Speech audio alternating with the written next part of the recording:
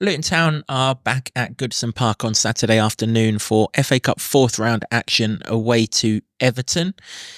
Alongside me to preview the game is the Lutonian journalist James Cunliffe. James, ready for a bit of FA Cup football?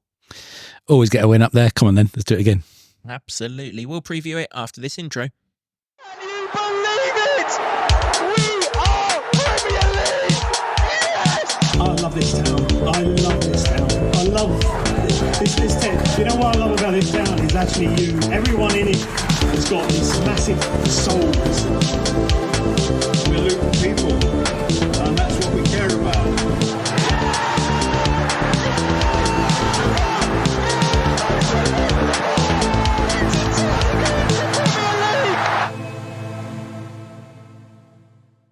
Hello everyone, welcome along to another episode of the Luton Town Supporters Trust podcast, FA Cup style this time. Everton away, fourth round, Saturday, 3 p.m. Tickets, I do believe, still available. So if you want to get up there, grab a ticket. Not on television, this one. Alongside me to preview the game, the Lutonian journalist James Cunliffe. James, how you doing, mate? Well, it's about time football got back on the agenda, isn't it? You are not wrong. Thank God that break is finally over and comes back at a ground that, as you alluded to before the intro, we've already won at. So no point in me asking you if there's anything to fear, because clearly there isn't. Nah, no fear about that one. The way things were going just before the break, good for Luton, and the way things perhaps aren't shaping up so much for Everton. They might have other things in their mind. And the pressure's off for an FA Cup tie, isn't it? But it's a very winnable game, considering what happened up at Goodison early in the season. Yeah, it is. Normally we'd touch on the opposition to start off with before coming on to Luton, but you can't go to an Everton v Luton game when Ross Barkley's fit and not talk about Ross Barkley. And we were going to talk about Ross Barkley so much over the course of both the podcasts, this one and the review one, because you know, he's back at the place where it all started for him, where until this season he'd played his best football. And I presume they still love him. I've certainly seen no evidence of the fact that they don't. And, you know, he's not got a point to prove, but he'll want to showcase his talents again, wouldn't he? Yeah, certainly, because this time, well, in the league, certainly he wasn't up to full speed. I know I watched a podcast you did with one of the Everton podcasts, and they were talking about him and whether he can get back to it, and that was a legitimate thing that we were all thinking ourselves, whether he could get back to that thing of when he was at Everton. And yeah, he has. He's on fire. He's for my money, he's one of the best midfielders in the Premier League at the moment. He's that good, and certainly there's a debate raging already, even though he's only been at the club 6 months or so, whether he's one of the best players to ever put on a hat shirt, and that's some praise. We might get an answer to that question, actually. We've got a deep dive coming out before the Everton game, after this preview, and very special guest gives us a very special opinion on that. That's all to be revealed. But absolutely, I mean, Ross Barkley, he didn't play in the league game up there, did he? And we still won, so that's got to bode well. Yeah, Luton are a different prospect from then as well, because the likes of Andros Townsend have come in and given them so much Premier League quality and nous and drive, and Sambi Lokonga. Yeah. I mean, he's almost overshadowed by those two, isn't he? But he's one hell of a player in that midfield, right alongside Ross Barkley, and it's just a really exciting prospect going up there with that growth that's happened in the team and the way they've changed. They had to weather a storm up at Goodison. Really, Everton should have scored, but they didn't, and those are the things that sort of change games. But Luton now are starting to evolve into a team that can control games, certainly with possession, and they were always comfortable with playing on the break anyway, which still may suit them going away and in a cup match environment as well. But they're just evolving different ways they can go after teams now, and that's a lot different from when they were playing up at Goodison before, and we all know how that ended. We do, yeah. It will need to be a different first goal scorer on this occasion, though, because unfortunately there's no Tom for Ashley Young to belt the ball into to end up in the back of his net. It'd be lovely if Ashley Young played in this game, because he was pony that day, and, well, he ain't going to have improved in the last 2 months, is he? But unfortunately, Seamus Coleman has taken that right back slot. Let's switch it to Everton very quickly. We're not going to do a full thing on Everton. We did it for the league game. We've got another league game to come against them at the end of the season, so no need to cover them too much. But Dominic Calvert-Lewin's kind of been in and out, hasn't he, in terms of form? Been in the team a lot. Obviously got sent off in the third round, first game, had it overturned. So he's available for this one. But in neither game against Crystal Palace did they particularly impress. And this is a Crystal Palace side who are under all sorts of problems. I mean, Hodgson showed how much he cared about it. He took Eze off at 1-0 down in the replay, which was much to the frustration of the Palace fans. And it's still Everton only won the game 1-0. I mean, the first game they could still be playing now, much like our first game against Bolton, and it would still be 0-0. But Calvert-Lewin, he's a threat, isn't he? He played in that game at their place, but it wasn't really until Beto came on that you kind of thought, well, they might score here. You're right. The first sort of 20 minutes we weathered a storm, but all the shots were peppering people behind a goal rather than anything Kaminsky had to save. But you just need to be wary of Calvert-Lewin. At his best, he is still an England striker, isn't he? And just hope he don't have a day out on Saturday, really. Yeah, absolutely. Always strikes me as a striker that needs good service, and so if you can curtail that from an Everton point of view, then I think you go some way to stopping him. But he is, if you stick the ball in the box, then you've got to be fearful that he'll get on the end of it, because you don't get into the England setup for any old reason. Particularly in this day and age when we're not necessarily blessed with the 90s quality level of England strikers that kept the likes of Robbie Fowler out of England sides back then. But, he is a threat. And at the same time, we've kept it so tight, really, against most of the teams who played so far. And the rise of Ted and Mengi and Gabe Osho and centre-back pairing and whoever goes alongside them, you go up there quite confident that they can keep anyone quiet, because they kept Salah quiet, they've kept Son quiet, they've kept Man City mostly quiet, and even Arsenal, Saka didn't really have much of a sniff, and when you can do that, you give yourself a hell of a chance against anyone. Yeah. Feels like a game that's going to be settled. Not settled, but set pieces are going to be hugely influential. Obviously, our 2 goals there were both set pieces in the first game. I saw a caption. I was watching the Everton game against Aston Villa at the weekend, or whichever weekend it was. These weekends are blending in with no football and everything else. I saw a caption anyway. They're quite high up on set piece goals scored, which you would expect for a Sean Dyche side with few towers in the back line and a couple of sort of powerful midfielders, but they are missing 1 or 2 as well, aren't they? Idrissa Gueye's off to the AFCON with Senegal, so they're not going to be at full strength. So they, having beat them already, they could be there for the taking. But how do we approach this game? This is slightly different to the Bolton game, isn't it? With the Bolton game, the Burnley game was at least a week after, whereas now we've got Brighton 3 days after this game. So do we still go strong, having not played for, what would it be, 11 days since we last played, had a little bit of sun on our backs, gone off to Dubai and done some warm weather training? Or do we rest a few here because that Brighton game's looming much closer than the Burnley game did?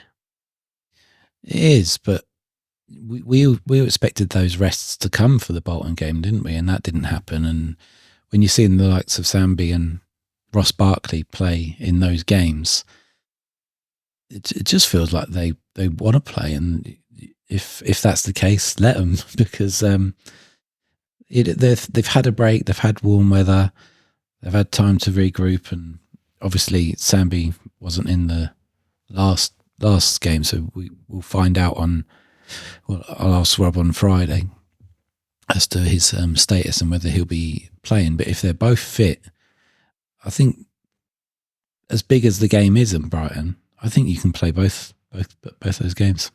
Yeah, weekly reminder that we're recording this before Rob's press conference so that we can get this out to you. Obviously, it's press conference day before the game. We want to get this out to you as early as we possibly can with regards of that. I think Ross Barkley just wants to play football, full stop. I think if someone said to Ross Barkley, sorry, mate, you're going to sit this one out, he'd be, about as pissed off as a kid if you took a toy away from him when he was in his prime as a youngster. He wants to play football, the boy, doesn't he? He loves it. I mean, he even admitted it on Twitter, didn't he? I love football, he said, when he quoted that showreel of his, a showreel that crazily left out that 60-yard pass to Alfie Doughty and the back heel to Chong. I mean, who's creating these sorts of showreels? That's for another day. He just loves the game of football and wants to play it. And that is why he loves playing for Luton. Well, yeah, I mean, he's loved by the fans anyway, but if ever a 3-word tweet is going to, extend that feeling even further, then that's the sort of thing that fans love to see. We'd love to see that if that was any player, but when it's a player of Ross Barkley's quality and the form that he's showing and then promising more, wow, he's going the right way to be, so highly thought of for such a long time at this club. It's remarkable that you can say that after such a short spell, but he's that good. Yeah, he really is. There was a article on the Football 365 website, actually. I can't remember the guy who wrote it, but it's really good, comparing Barkley's love of the game and Jordan Henderson's. Yeah, I saw it. It was a good piece. Wonderful piece. If you haven't read it, check it out. As I say, Football 365 website it is. We'll probably link it in the bio of this so you can read it here, because it's the stuff that we've been talking about for weeks and months, that why isn't he in the equation for England? Well, I mean, we sort of know, because Gareth Southgate is so unadventurous and just picks his mates and the people that have played around him. And now that maybe Henderson's come back from the failed Saudi experiment and is playing for Ajax, it sort of changes it when it should be about what's happened over the last 5 or 6 months, which is that Ross Barkley has been more prominent, played better football in a better league at a higher standard than Jordan Henderson, who was a bit part player at the end of his Liverpool career anyway. He wasn't getting in the side. So it's baffling to anyone else, but that's what the article was sort of saying, that Ross Barkley deserves a shout. I agree. We all, as football fans, love watching people who love to play the game. I think back to my first footballing memories, and Paul Gascoigne was exactly the same. And this he's not Paul Gascoigne, but his talent is on a par with Paul Gascoigne because he's just brilliant. But didn't Roberto Martinez back in the day at Everton say that he's a mix between Gazza and Michael Ballack? I think those were the two. Definitely Ballack. If I'm exaggerating the Gazza reference, then forgive me. They're but the two. The way he's not fazed by 3 players crowding around him, and then he can, a little turn, a little flick or something that gets past him and then marauds up the middle of the pitch. It's Gazza-esque. If you're looking at Gazza in his prime, and there are many clips you can find before and up until and including Italia 90, after that, when he got his leg broke, it probably wasn't quite the same. Still was pretty good for Lazio, mind you. Weren't bad against Scotland either. Yeah, and probably should have been picked in the England side that went to the next World Cup, but that's a different tale for a different day. But he's in that sort of ilk of a player that just gets you. Just give the ball to Ross and see what he can do. That's the sort of thing you're saying. And I know there's tactics around football and there's different patterns you want to play and stuff like that. But really, that's what everyone's thinking, isn't it? Give the ball to Ross, because it doesn't matter who he's come up against this season. In the top sides that are all chasing those top 4 spots in the Premier League, he's bossed every single one of those midfields. Yeah, I don't want to detract from Rob Edwards' tactical nous, but let's be honest, the team talk is give it to him. Your other 9 outfield players run, and he'll find one of you in the best position and then go and score a goal. It's pretty much that. If you want to use that, Rob, save yourself some time, crack on, mate. Not a problem. Yeah, I hope we kind of go fullish strength, or even the sort of side that played in the replay at Bolton. That was pretty strong enough. Yes, it was, with no Elijah up front, it was Carlton Morris, but Morris has already scored at Goodison this season. Chong played in that game instead of Townsend.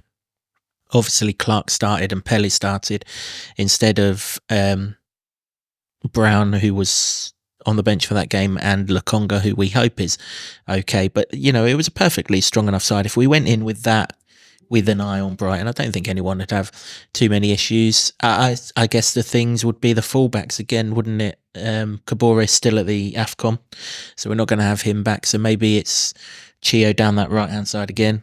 Didn't work out too badly against Bolton because obviously he scored the winner. We've also got Ross Barkley, who could be doing that right-hand side as well, although I would imagine Amari would come in for this game, just to be a bit of balance in that side. The left-hand side, you got to think it's got to be Doughty because, all the rumour mill would suggest that Ryan Giles is off. So and it's by all accounts, it's a big money deal. So you wouldn't think we're going to put him in and jeopardise such a transfer. So maybe it's Doughty on the left from the start, right throughout this time. Giles obviously played second half at Bolton. I would think so. It all depends whether they can get that deal sorted before the window shuts, but it very much looks like Giles is going to be out. And it's going to be a strange one, that, isn't it, really, how you sort of judge that signing, because we all thought it would be a good one. And if he goes and it hasn't worked out, it's probably owes as much to Doughty's brilliance this season as anything else in keeping him out, when you probably, if you're a club record signing, which he is, you would probably have expected to play him. Obviously that was the case the first couple of games, and probably Doughty got the ump a bit, but since he got his spot back, there's no way you're not going to play him there. He's one of Luton's standout performers all season, one of the most improved in the entire squad, one of the standout crosses in the league. Should be England's left back. Yeah, another one where we've just talked endlessly about why is he not even being considered for England. I think we all know the answer, because of teams like Luton, probably. That's the short answer. But he's got to play. Yeah, I've seen a lot of talk on social media, and I keep on saying that we shouldn't really respond to it, but we always do, about how the recruitment team have got Ryan Giles wrong. But I think they haven't, though, have they? Because Ryan Giles was one of the standout performers in the Championship for a very good Middlesbrough side until the wheels fell off after Luton battered him. And that's a good signing. I mean, it's only that Wolves probably didn't want to let him go, that they put that much money on his head. You can't blame the player for that. But, sometimes things don't work out. And, in days gone by, a club record signing would have to work out. But it's low. £5 million seems like a lot of money. It is to me. I want that. But there's low risk in the scheme of things where Luton are at the moment. And, by all accounts, they'll get near enough of that from Hull, which shows you probably how well they did to get the player. The fact that it hasn't worked out is a different story. It's not completely irrelevant of the transfer itself. Yeah, I agree. The big thing between the two is when Alfie was pissed off that he weren't playing at the start of the season, when his chance came against Gillingham, he pinged one in the top bins and made himself undroppable. Absolutely. And when Ryan Giles has had his chance, he hasn't really grabbed it with both hands and said, look at me, I'm undroppable. Whilst he hasn't done anything drastically wrong, he just hasn't grabbed it by the scruff of the neck like Alfie did. And they're going to get, by all accounts, their money back when you include the loan fee as well. So, we put that one behind us. They'll have a replacement in mind, I'm sure, and we'll go again. But yeah, it does look like that means that Alfie will have to be down that left, or Amari Bell down that left side if they want to go same back three that they went with at Bolton, Ted and Gabe and Ross Barkley. I would like to see Ross play again. I do think getting minutes into him is important. Maybe play him in this game, because you might not necessarily need to play him against Brighton. You could revert back to the so-called Premier League back three of Bell Osho and Mengi in that game. But I think getting as many minutes as we can get into Reece Burke when we can get them into him is a positive, because he's going to play a massive part. It seems more likely to me than not that particular option, like you say. Just because of the amount of minutes he's missed in Premier League, to chuck him into a game like that might not be the best one, but to give him this game against Everton to build some confidence, and I don't think he lacks confidence, to be fair, we all know Reece Burke, to build some time and minutes and get minutes under his belt, then that is probably the likely option. And we'd all like to see him back for starters, really, wouldn't we? Yeah, and also Everton are a bit more static, aren't they? They're a bit more sort of play in front of you, whereas Brighton, when you think you got them in one place, they pop up in another. They move around so much, it's like fantasy football at times. And that, you know, if you just come back and you're still making your way back in, you don't really need none of that. You want a player that's in front of you that you can keep an eye on and defend well. So yeah, I hope Reece Burke plays in this game. Have you a preference up front? Are you happy to stick with Morris? Didn't score against Bolton, but set the winner up and generally looked pretty good, but obviously did score the all-important massive goal at Burnley. I think he keeps his place for the cup games for sure. The setup for that Chio goal was fantastic, and that will do him the world of good if you're not scoring the goals, to be setting up a chance like that, having the effect that he did at Sheffield United. And it serves confidence as well, doesn't it, to be staying in the team. And he knows what it's like to play at Goodison and do the business. So, yeah, I think certainly for this game, I think there's probably a bigger conversations to had around that position for the Brighton game, and that may be changed by what happens at Goodison Park.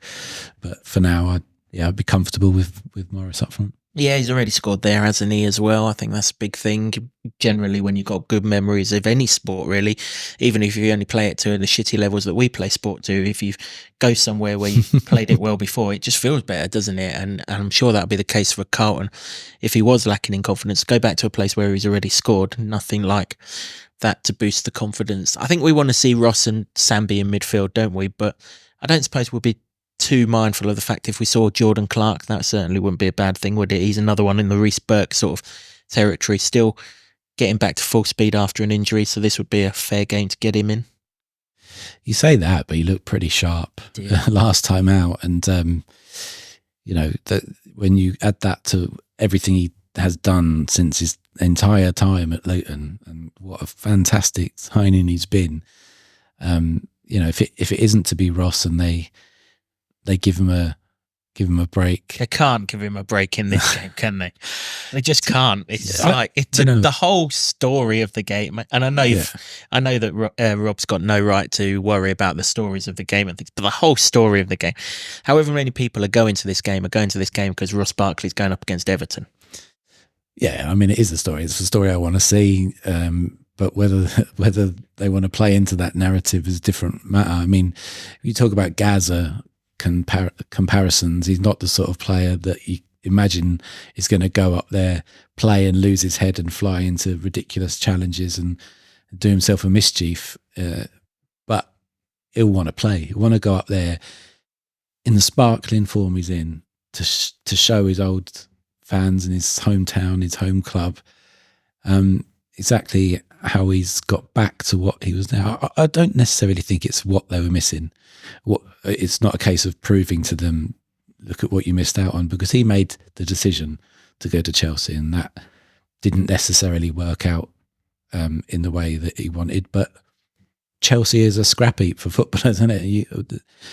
Bigger and better players than Ross Barkley have gone there and fallen by the wayside. It must just be something in the water around that part of West London. But he has come to this club, fitted in, felt at home. The things he says, my conversations with him after games, the things he's putting on Twitter, everything points to the fact that he loves Luton Town and is loving his football at the moment. So, of course, he'll want to go there, back home, and show them something. If he's loving football in Luton Town as much as, even half as much as I'm loving watching him in a Luton Town shirt, then he really does love the game of football. That's That is for sure. The dynamic of the FA Cup has changed, James, because obviously we've found out this week that the Liverpool game is going to have to be rearranged. They've made the cup final. Don't worry about watching that cup final. It'll finish 0-0. They'll have a long penalty shootout. One of the goalkeepers will miss it. It'll be boring. We don't need to worry about it. But anyway, that game's going to get moved now. And obviously the fifth round of the FA Cup is the following midweek to when that Liverpool game would have been. So now we're potentially going to have the best part of a week in the lead up to that fifth round game without a game. So all of a sudden it's opening up a little bit, isn't it? To have a decent cup run without having the supposed negative effect that everyone says that a cup run has on a team trying to fight relegation. That is bollocks, by the way, but that's the sort of national sort of storyline to it. You can't avoid relegation if you have a cup run. That's the narrative, isn't it? But there's no games that it's going to really intrude in at the minute. So let's go there and let's try and win the game. And, you know, you win this game, you're 2 games from Wembley. That's it, isn't it? We've been talking about it, how, you know, the Bolton game wasn't necessarily that exciting. It's a game you have to get through and do the business. It did at second time of asking. And Everton, when we got drawn in that game, it was Everton and Crystal Palace, but both outcomes would have been winnable games. I think at the time I said I probably would have preferred Palace. My thinking's changed a bit since then because of all the off-field stuff that is happening at Everton that may just be a distraction for them. And, you know, that they, Forest as well, but they will be desperate to stay in this league. And maybe they don't want a cup run for that reason. Because staying in this league for a team like Everton, who've always been there, and you know they've flirted for many years around the bottom and always managed to stay afloat. But as we've seen with Southampton last season, that's not always going to be the case. One time you're going to slip down the plug hole, and maybe they don't fancy it for that reason. Whereas for Luton, that pressure is just not part of Luton. It's not part of this season. The rest of football doesn't understand it. They don't understand this sort of happy-go-lucky attitude that we've all got to a season and a campaign where we're knocking around the relegation spots, which we all expected. But it's I think there's so much psychology on Luton's favour in that front. Be nice if they don't want a cup run, because my God, do we owe these bastards one in the FA Cup.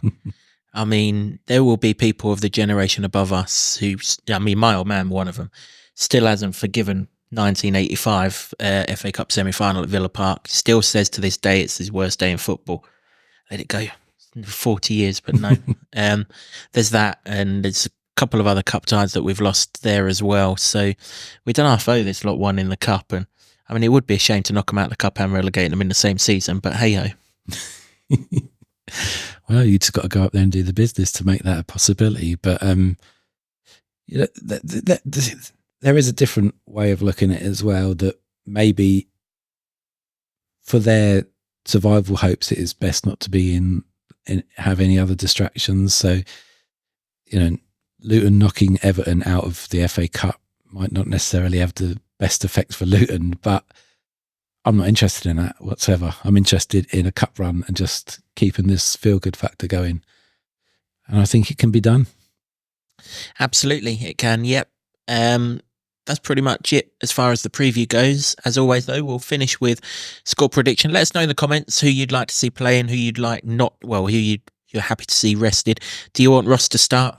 Do you want him to play against his former club, or are you happy if he sits this one out in line with Tuesday night against Brighton in mind? And we haven't even discussed Andros Townsend going back there as well. He's another one who I'm sure will be wanting to prove something. Again, not with any malice to it, but, you know, it's a former club and they all want to play well against them. We'll finish, as always, as we always do, with our score predictions. There's no Dan to get it right this time, thank God. So I'll leave it to you to do that, James. How does Everton v Luton finish this time around? I think it will be another 2-1. Another 2-1 for James. There's one more goal on top of that for me. I think Luton will win this one 3-1. And you're a confident lad on this one. Well, we win 2-1. We add Ross Barkley to the team. If that's not worth an extra goal, what is worth an extra goal? So, 3-1 and perfect confidence booster for the game against Brighton. And I'm really quite looking forward to it. When the draw came out, I wasn't. But now we're getting closer to it. Got my tickets. Ticket came through the post this morning. It might be the fact that because there's been no football absence make the heart grow fonder. But I'm with you. I'm bang up for this one. It is definitely that. But I'm always a sucker for the FA Cup. Apart from when we go to Crawley or Accrington or some of these other places that we've been to through the years. That's it for this episode of the podcast. Let us know your score predictions. As always, when we come to review this game next week, and it'll be out very early next week because obviously we've got the Brighton preview to come as well. We will shout out any correct scores. There was a couple of you that got the Burnley game right and we shouted you out in that, and well done to you. Give it another crack. See if you can get the right score this time around. If you're right, we'll shout it out. If Everton win and you're right, we won't really give a shit. So that won't be the case.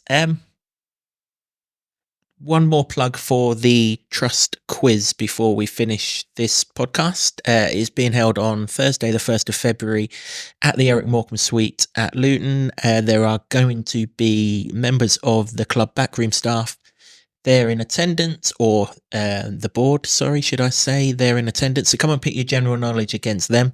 See if you can get the kudos of being smarter than them and all the pride that goes with that. It's always a fun night. It's a great night. It's £10 for non-trust members, £5 for trust members, and you can get tickets on the link that's been sent out to members via email or that's on our website and our socials right now.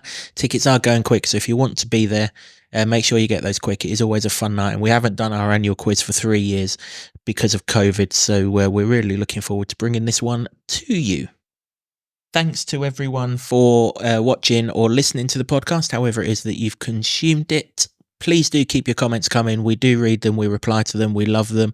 And if you haven't already subscribed, I fully recommend subscribing however it is that you get this podcast, because once again next week they're going to come thick and fast at you because of the amount of games and the volume that we're going to be churning them out at. So you don't want to miss one of them. So subscribe and you won't miss anything. Also, subscribe on YouTube. We're that close to 1,000. Hopefully by the time you watch this, we've hit 1,000, and lots of good things coming your way once we've hit 1,000 subscribers. My thanks go to James for joining me, to you for watching and listening, to the Hightown Club for staging the podcast, to Sean Grant and the Wolfgang for our intro music, and of course to Ed Smith Creative for all the designs that you see on set. Until the Everton review show, which will be out over the weekend, there is a deep dive to come as well before that Everton game. Very special guest on that one as well. I'll say no more other than that. Until then, enjoy the podcasts and come on, you Hatters.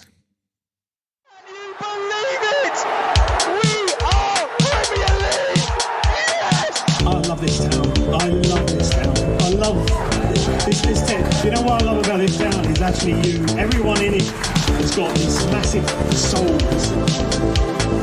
We're Luton people, and that's what we care about.